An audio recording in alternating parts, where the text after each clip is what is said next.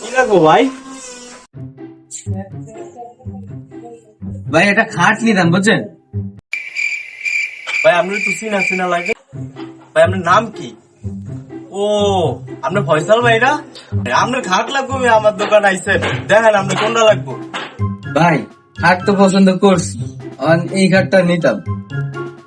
কয় টাকা হইলে পারবেন, দাম কইবেন না?